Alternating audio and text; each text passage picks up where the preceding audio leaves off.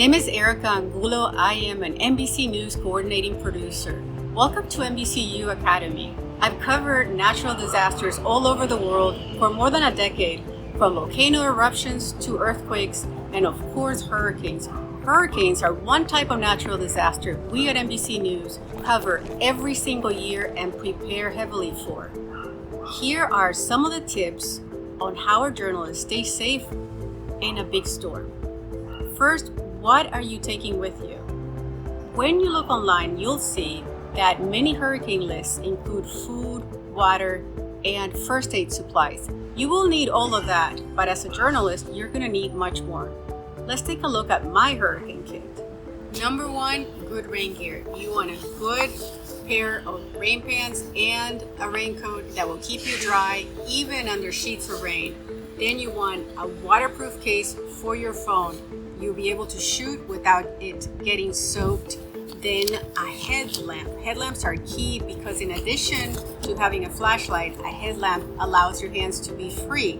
You want baggies and trash bags. Trash bags can help you keep gear safe from water. And then let's talk about the goggles. Goggles are key because they will be flying debris and you want your eyes to be protected. And of course, you have waterproof boots with a sturdy sole. Sturdy sole is super important because you'll be walking over debris in the aftermath of the storm. Let's talk about power. I usually carry 2 chargers for my phones, at least 2 chargers. One has solar energy, which is very useful. I carry an inverter to generate electricity from the car. You will lose power during a hurricane.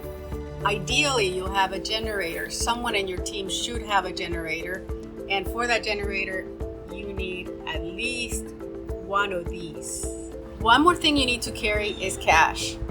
In a catastrophic hurricane, ATM machines and credit card machines will fail. Banks will be closed, so you'll need to have cash to pay for most things. One thing we learned from Hurricane Maria is to have satellite phones and walkie-talkies. During Hurricane Maria, cell phone towers stopped working. We had no communication with our bosses in New York, and we could not communicate with each other without walkie-talkies and sat phones. So you should add that to your kit once you get launched on a hurricane. Other things you'll need: bug spray. You'd be surprised how many bugs come up after a hurricane. Wipes to keep yourself clean because you will lose water. And paper maps are really useful if the GPS fails. A few more things to remember when you're going to cover a hurricane. You need to rent a car, a good car, an SUV, as soon as you get launched because SUVs will run out in the area affected by a storm. You also need to find a good place to stay, a safe place to stay, and to do live shots. When we cover Hurricane Florence in North Carolina, we use the parking garage as a bunker for our live shots during the storm. And in Louisiana, when Hurricane Laura struck in 2020, we were wedged between the parking garage and a really sturdy concrete barricade to make sure the flying debris did not affect us. It's really important to get on site, on location, as soon as possible. Airlines will start canceling flights before a hurricane, and you don't want to be driving in dangerous hurricane conditions to try to get there. Once you get there, make sure you develop sources. You need to talk to neighbors in the path of the storm.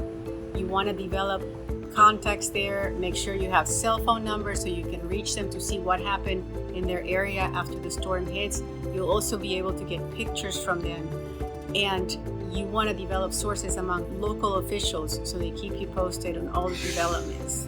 Hurricane season in the Atlantic runs from June 1st through November 30th.